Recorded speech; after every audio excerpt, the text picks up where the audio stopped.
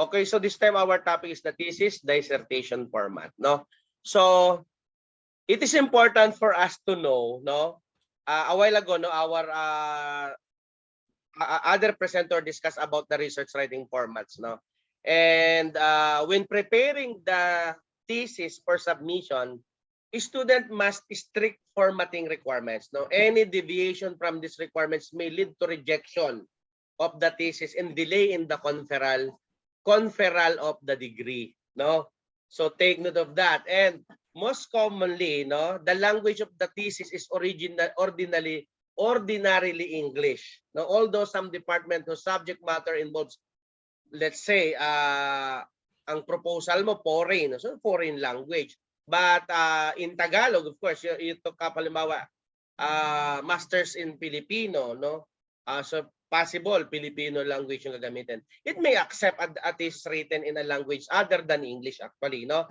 And most commonly, no, most theses are 100 to 300 pages in length. All theses should be divided into appropriate sections, and long thesis may need chapters, main division, and subdivision.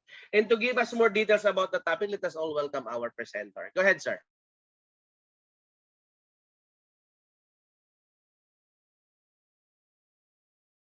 Mute ka, sir. Ayan. So again, good afternoon, classmates. So I am the designated presenter for the topic thesis or dissertation format. So I just want to lay down some disclaimers. Actually, my presentation will just be additional information since the reporter a while ago has tackled a lot when it comes to the topic I intend or should be discussing. And at the same time, I put a lot of emphasis on the format being prescribed by our university. So I will just be giving a few reminders specifically on each chapters, knowing that the following chapter will be explained on a detailed manner specifically by the next presentations. Okay. So the topic that I will be discussing will be about the thesis and dissertation format. First, I just want to lay down as well the agenda before for my presentation. First it is to discuss the importance of formatting in research, and at the same time provide a brief discussion about the prescribed thesis format. So it is important for us to know na bakit mayroong mga prescribed format and why we should follow, 'di ba? Minsan kasi ang specifically in the academy, bakit yung mga bata they were wondering why can't we just copy paste the contents, why can't we just type in our research findings, the informations and the data. Why should we follow a specific measurement?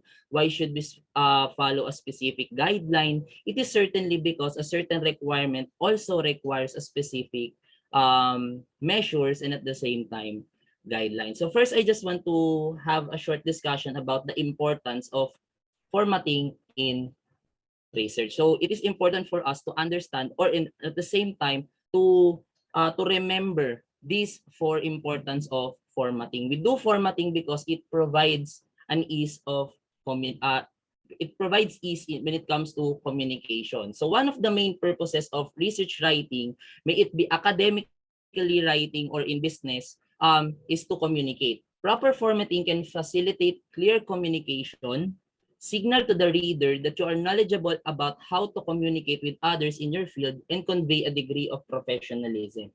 So I just want to add now that whenever we write a specific research, may it be for a specific as an action research or may it be our thesis, it is also another for us proponents to communicate with our readers. So a reader has to follow a specific format,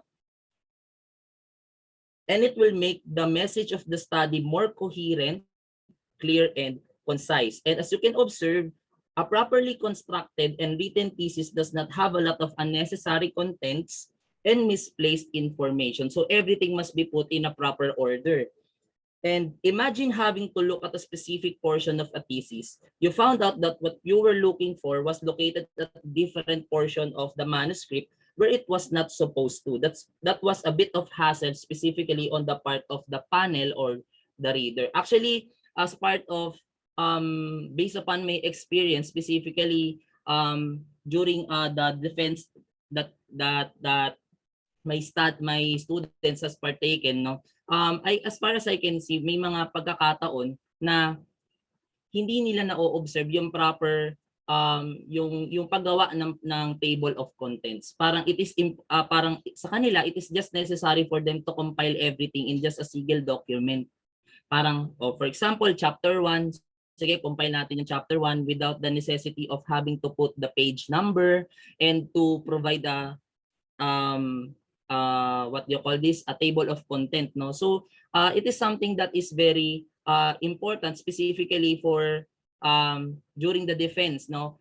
Specifically the panel members during defense, they were very busy person, no. Specifically they have a lot of interest, and at the same time they have a lot of things to do, and specifically when they were sitting to critique a particular thesis or an output, they have very limited time. So as much as possible, if they want to look over something, specifically I want to inspect the conceptual framework, at least it must be easy for me to locate the what we so called conceptual framework, so I can just look at the um at the at the table of contents. Then there is no need for the panel member or the reader to ask for the presenter where the specific segment of that research is located. Okay, so it is important for us. Next is, it is a sign of respect and professionalism. So proper formatting and citation sends a message to your school, your program, and to other professionals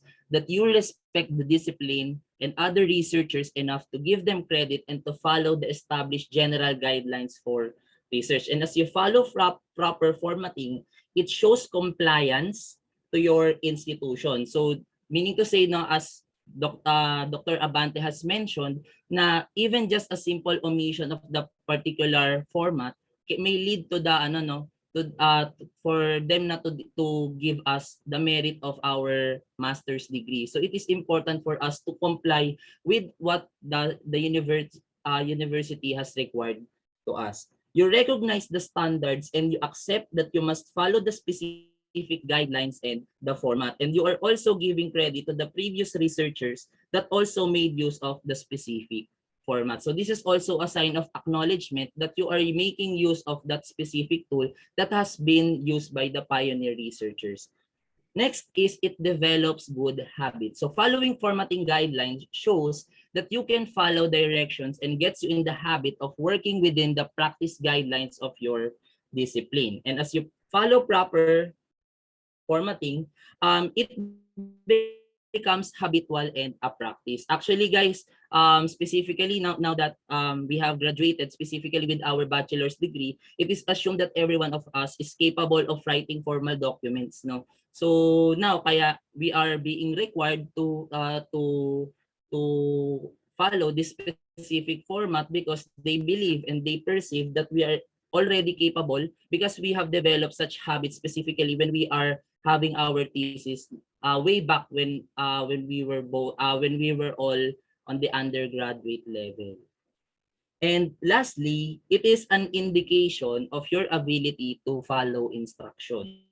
So since thesis research formats is very technical, it is deep but is explained in an expertly manner. By doing so, it is an indication that you're able to comply with the standards and is also capable of producing a particular output. So kung makikita natin, guys, if we will not be having a specific basis, it would be difficult for us to follow a specific or to produce a specific output, no? So maybe some of us might still refreshing themselves as to ano nga ba yung conceptual framework, ano nga ba yung mga variables, how can I lay down the following variables that I need to use in my research, paano ba dapat ako magsa-cite ng mga references specifically in my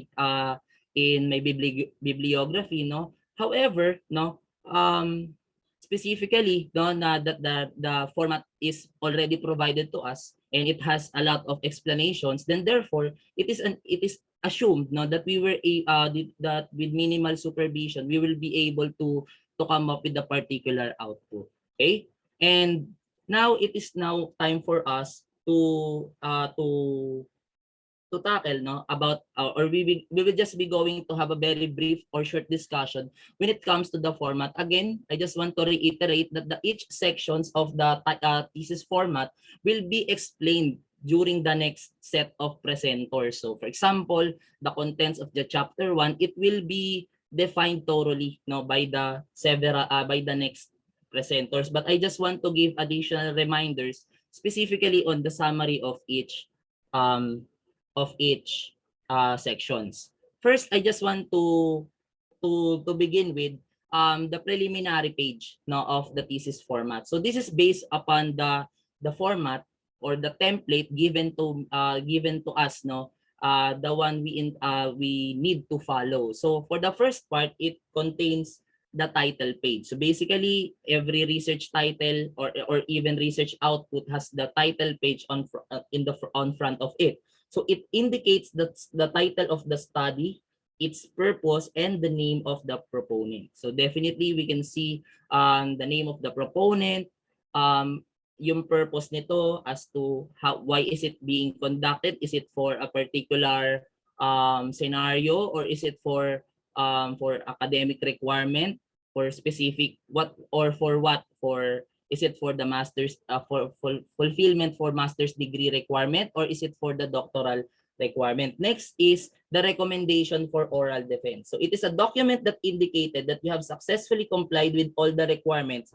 prior to your oral defenses, no, or prior oral defense. So balikan lang natin, no, yung differences between the general research na ginagamit and at the same time specifically on the thesis.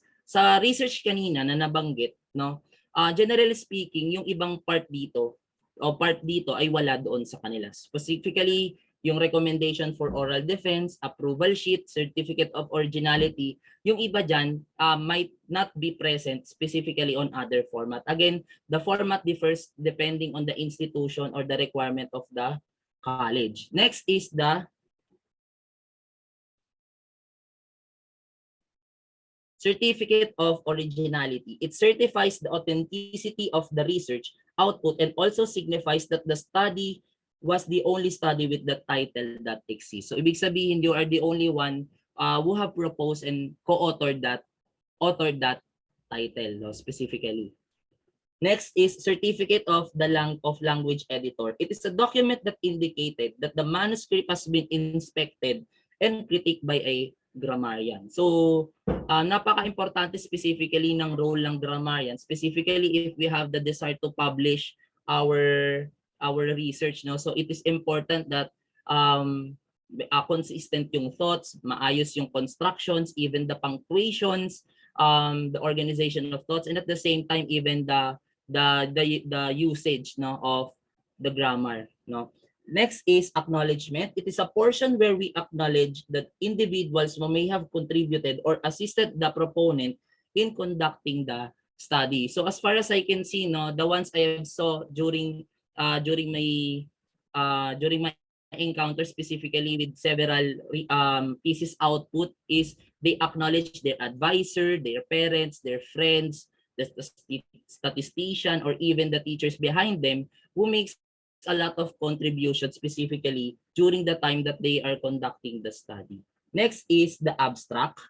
So abstract, sa lahat ng research nakikita naman natin to, not just for academic, no. So when we say abstract, it is a concise summary of a research paper or entire thesis. It is an original work, not an excerpted passage. An abstract must be fully self-contained and make sense by itself without further reference outside sources or the actual paper. Actually classmates, no, so sinasabi nila that the abstract should be standalone and should represent the entire paper as a whole, no. So whenever we read articles, specifically karamihan sa mga nababasa natin abstract na lang. So dapat yung abstract nito, no, should already be enough to explain the entire study, no. So next.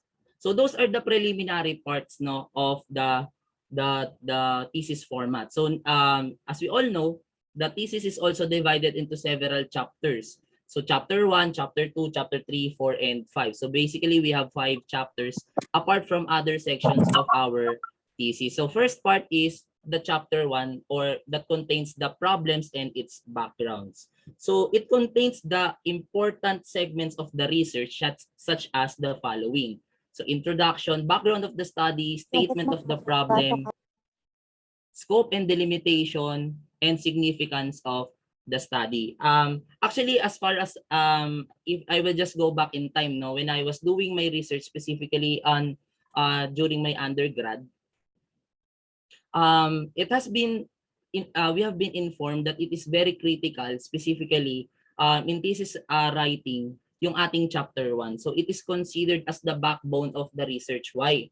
Sabi nung advisor ko before, as much as possible, wag kang magkakamali, no, as much as possible, and at the same time be very careful specifically in writing the chapter 1, kasi if magkamali ka specifically in writing the chapter 1, there might be an issue with regard to the following chapters of the research. So you can never go wrong specifically on the chapter 1. So napaka-importante na meron ding consistency, no? Hindi naman ibig sabihin na sa chapter 1 dapat tama tapos the rest okay na. So dapat there is consistency, and there should be no plausible part of our research output. Next, what are the characteristics or what must be seen inside the chapter 1? So first, it must be able to capture the reader's interest. So basically, research, no, to some or even thesis is such a boring piece, no? But syempre, apart from others, no, there were a lot of people who have interest specifically when it comes to the field of research. But other people may find it very boring. So why would I read specific research? It's very technical, it is very deep, no? But specifically, knowing that it is one of the primary characteristic of the research, you must be able to somehow, not despite the difficulties that you might encounter, you must be able to at least capture the reader's interest. Next, give an overview of your research topic. So as I have said, no, it is the backbone of the study. So it is going to be the leverage of the next following chapters, no? So for example, yung methodology natin will be based on the conceptual framework and such. Okay? Next, detail how your research is going to make a contribution. So we're not going to waste a lot of time. At the same time, we're not going to to bother other people specifically for consultation, or we're not going to spend a lot of money just to make a research out of just for nothing, no? So as much as possible, sabi nga ni sir, no, we're not just conducting research just for the compliance of the requirement.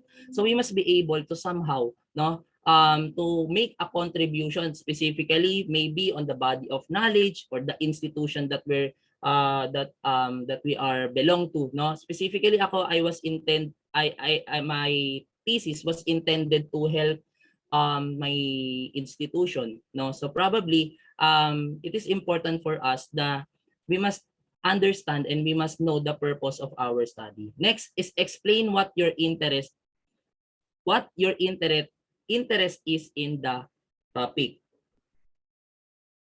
and list your research objectives. So it is important as well what you need, what do you want to achieve, what do you need to seek, and at the same time you must be able to give a forthcoming chapter overview of the next topic. So these are the contents, the introduction. So has been discussed previously on a detailed manner by Rico already, no, earlier.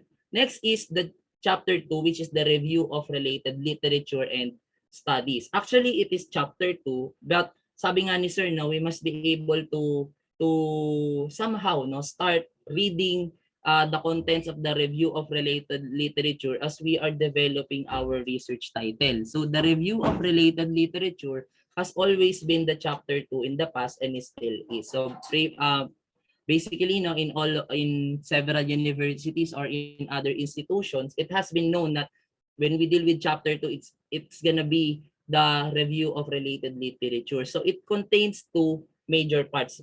Basically, it is the conceptual literature or related studies. So when we say conceptual literature, these are written sources such as books, journals, articles, and etc. So primarily, these are the most useful ones because it has been critiqued by so many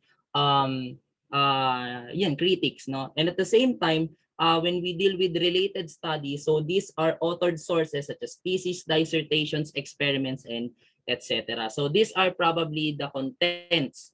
However, no, one common mistake na nakikita ko specifically when I am observing the research output of my students in the academe, no, as I can see, no, they were just putting everything.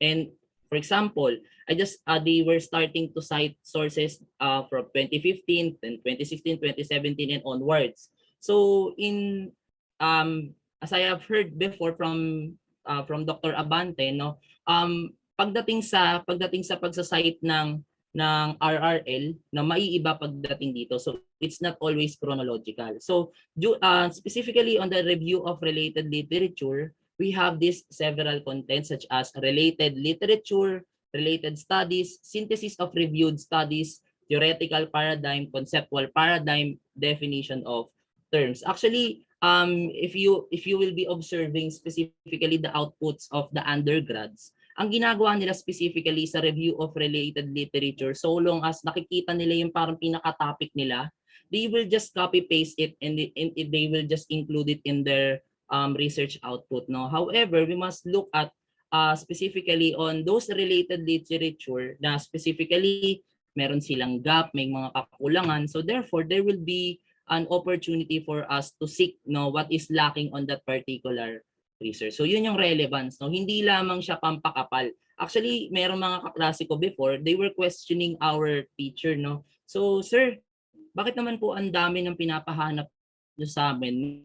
Review of related literature. Sinasabi sa amin at least 10, 20. So actually, as far as I know, it depends upon the course or the subject requirement. However, meron kasing mga topic na very limited lang yung na-publish na literature sa kanila. So I think na hindi naman absolute siguro yung na meron talagang required number, no. Probably siguro meron lang talagang mga studies or mga literatures na maaaring maging akma sa pag-aaral na i-conduct mo. Okay po. Then next is the research design and methodology. So it is important for us specifically on the chapter 3 kasi again, no, ito yung mga pamamaraan na gagawin natin in order for us to solve the problems that we have now specifically on the chapter 1. So it states the purpose of the research method you wish to adopt, the instruments to be used, where you will collect the data, types of data collection, and how you collected it. And this chapter explains the different methods to be used in the research project. Actually, sa pagdating sa thesis, no, karamihan sa mga institutions talaga, hinahati talaga nila yung research. So, may mga thesis 1 and thesis 2. But basically, on those two infractions, no, isang research output lang naman talaga yung gagawin nila, but hinahati lang nila. So, yung iba, specifically sa thesis 1, uunahin mo muna is yung iyong chapter 1 to 3. Then, sa second half ng iyong thesis, specifically on the thesis 2, you will be tasked to finish the chapter 4 and chapter 5 respectively. So ito yung mga pamamaraan natin in order for us to solve the specific problem or the statement of the problem that we have set, no, in the chapter 1. So what could be the research design? Is it a qualitative, descriptive, no, the respondents of the study? So actually, no, it is one common mistake of undergraduates, so specifically when choosing the right respondents. Maybe some of you might already might still remember what we so-called Slovin's formula. No, so we're making use of that formula to properly assess, no, the appropriate number of respondents, no. Kasi hindi naman basta may matanong lang tayo, eh. 'Di ba? Dapat sa characteristics 'yun. Kasi may mga problems when researchers just mediocrely ask somebody to answer the answer sheets, no. So ganun yung ginagawa ng iba. So sige na, sagutan mo na 'to. Kailangan lang. So they were manipulating the data or even asking somebody who should not be part of the or of the study. So pagdating sa respondent of the study, we will be more specific as to who is the most suitable one to respond in the study. Sampling technique, no? So marami tayong klase ng sampling technique. Meron mga convenient sampling, may targeted, may purposive. The research instrument, ano ba yung gagamitin nating mga research instrument? So one of the most common way is the use of surveys. Data gathering procedures, ano nga ba yung mga mediums na maaari nating gamitin in order for us to gather the data? Are we going to facilitate the collection of data through the face-to-face methods? Are we going to gather the data via online? So dito nyo ilalagay yun, no? Sa data gathering procedures, kung ano yung software na gagamitin, ano yung website na gagamitin, and such. Next is the statistical treatment of data. So isa sa mga napapansin ko din, no, specifically sa mga thesis in the undergrad, is yung kanilang statistical treatment of data. Karamihan sa atin, no, might even have committed the same mistake. Yung ang ginawa natin, nagpa-survey tayo, tapos ang nilagay natin sa research design and methodology is the graphs, no? So basically, it is not, no. Actually, if we will just be putting the graphs, wala siyang masyadong wala tayong masyadong magiging inference with that. Wala tayong mapipiga, no, kung papakitaan lang tayo ng mga graphs, 'di ba? And at the same time, in a specific research design, no, may mga akmang mga statistical tool. May mga pagkakataon na kung saan tayo ay gagamit ng mean, ng median, meron tayong gagamitin na Pearson correlation, standard deviation. So it depends upon the design of the research that you have in your output. Next is the presentation and interpretation of data. So it is the beginning of the second half of our thesis. So probably sa thesis 2, ito na 'yon, no? So ito na yung ginagawa natin ng start ng thesis 2 natin. So from there, now once we have successfully processed the data, so it has been computed, dito na natin gagawa ng interpretations, yung mga variables, no? Dito na tayo magkakaroon ng mga inference or interpretation. So basically, we're not gonna include a lot of questions on the research methodology or on our research instrument for basically nothing, no? So as much as possible, lahat ng itatanong natin doon ay gagamitin natin specifically on the presentation and interpretation of the data. Okay? Next is summary of findings, conclusions, and recommendations. So ito na siguro yung masayang bahagi ng research natin, no? So kapag nandito na tayo. So it contains the research summary, conclusions, and recommendation of the whole study. So basically, meron ka ring inputs dito eh. So that is the recommendation. So you're going to have so dito isa-summarize mo kung ano yung napansin at nakita mo at natuklasan mo during your study. No, specifically, na-prove ba nito yung hypothesis mo, 'di ba? The same time, ano ba yung mga conclusions na maaari mong mabuo as you have conducted your study, and what can you recommend, no, as you make use of that thesis as part of your recommendation. So ano yung marerekomenda mo, 'di ba? And next one is the bibliography. So napaka-importante ng bibliography. First, it is an acknowledgement, no? So it is an acknowledgement of the ones that we have cited or for the ones yung mga materials na ginamit natin, no? So basically, we have to cite each one of them. Now, specifically in writing or in citation of the sources, meron talaga tayong sinusunod na format, and that is the APA format. So I forgot the acronym but I think it's American Psychological Association, no? It is the prescribed format in citing the references. Actually kasi ang ginagawa ng iba talaga when citing their references, no, common mistake, no, kung ano yung pamamaraan na ginawa nila specifically dun sa review of related literature, ganun din yung ginagawa nila. Yung ibang ginagawa, yung last name lang ng author, then the year when it was published. So ganun yung common mistake na ginagawa ng ibang mga nagtitesis, no? So basically, we have to properly write the bibliography. And why is it important for us to cite the sources? Actually, napaka-importante ng bibliography and at the same time the citation of the sources kasi it is important it is a necessity for us to avoid intellectual property issues and copyright infringement. So kapag kasi hindi tayo nag-cite, we are assuming that the following statement or findings is ours.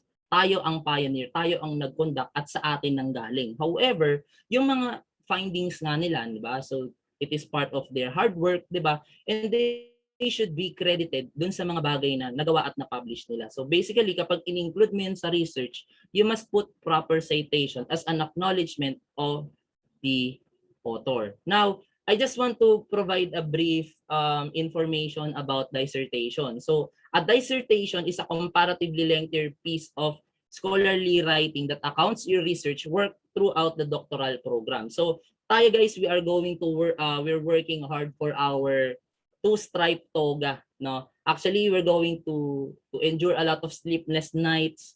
We're going to spend because we want to earn our degree, earn our two stripes.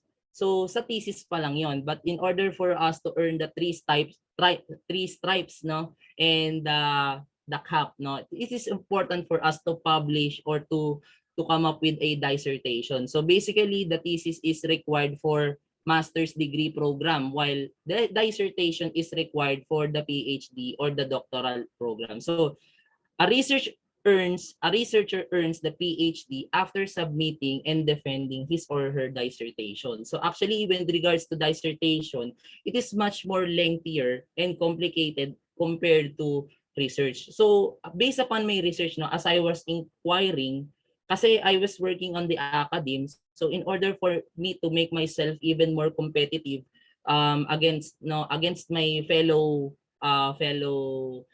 teachers, no, I need to conduct a further study. So basically, that's one thing, no, that's one thing that motivates me to study. But another thing is, syempre, I just want to improve myself, no. Basically, kapag nag-aral ako in masters, I will earn a lot of knowledge, specifically in different field of business administration. However, nakita ko rin, no, nakita ko rin, no, na may mga programs or may mga ibang school na merong tinatawag na non-thesis at merong mga thesis program. And based lang sa pagtatanong ko, no, may mga non-thesis program na kapag ang importante lang daw sa mga estudyante is just the degree itself. However, if we want to decide to pursue a PhD, no, or a doctoral program, no, so it is important for us to pursue a thesis program. If I am correct, sir, no, you may just correct me, no, but this is just based upon my interview to various people outside of the academy. So actually, no, if you don't have a desire to continue daw, sabi nila, okay ka na sa non-thesis, but I prefer having thesis kasi it is enrichment for me, no. So it is enrichment for all of us, knowing that we will be having a time, no. It is a practice as well for us to create an output. So what should be or what must be the differences between a thesis and a dissertation? First, it is the time of when they are completed. So tayo nire-require tayo ng thesis because we are fulfilling the requirements of the master's program. So basically, para tayo ay ma-confer, no, ng master's degree, no, it is important for us to publish or submit a written thesis, no. Pagdating naman sa doctoral degree, para makuha nila yon, it is important for them na makapag-submit at makapag-defend ng dissertation. So basically, that is the timing. So pagdating naman sa thesis, no, sa content naman, a thesis is a compilation of research ensuring that the research is well informed and has knowledge about the research topic learned in the study program. So it asserts mastery, no, kaya nga tinatawag na master's degree. So we must be able to exert our mastery in several topics of our program. Meanwhile, a dissertation provides an opportunity to the researcher to contribute new theories and information to the existing literature in the field. So napakahirap talaga magdagdag, no, ng bago. So actually tayo nga, we're having a hard time in selecting our topic, no, kasi isa sa mga consideration natin na dapat bago, dapat may kakulangan yung mga previous researcher. How come that they are going to publish a specific output, no, na hindi pa nasisik at hindi pa na ipo-provide ng iba. So actually, I have provided here a format of the dissertation. However, it is my shortcomings that I did not I cannot provide the prescribed format, but maybe, no, whenever I shared my PowerPoint presentation to you guys, no, I will be able to have or to attach the format prescribed for the dissertation program of the school. And with that being said, that concludes my presentation for this subject and for this topic. And thank you guys for listening, sir. Thank you, sir, for the chance to present. Okay, so thank you very much, sir, for your well comprehensive discussion of the topic. No, I'll just want to give an input. No, wherein the number of the required review of literature still depend on your study. No, if your research is on academics, most commonly around 30 plus and above for the graduate program. But again, it still depend upon the requirements of the university. A while ago, no, our presenter mentioned about the non-thesis and thesis program. No, again, previously, yeah, that's correct. No, if you don't want to continue a PhD program, no, or a doctorate degree program, no need for you to take up the thesis program, no, before. But as of today, no, based on the given CHED memorandum order, even you are presently enrolled in non-thesis program, no, for MBA or DBA or any other non-degree program, you are still required to have a capstone output. No, that's why it must be implemented already, no, but I don't know, no, I don't know. In some universities and colleges, maybe they were not followed the CMO, or maybe they are not totally aware that there is a new CHED memorandum order related to a non-thesis, thesis program, research program, and so on. But as of today, no, the Commission on Higher Education is requiring all students to have a capstone project or research output, even they were enrolled in non-thesis program. No, so I think to clear it up, no, because to address all the queries and concerns of everybody, no. But let's say, for example, if you wanted to continue, let's say you finish masters in business administration and thesis program, so then right after a year you were decided to enroll, no, to continue in a doctorate degree program, so you need to enroll a thesis 1 and 2 or thesis 1, 2, 3 in a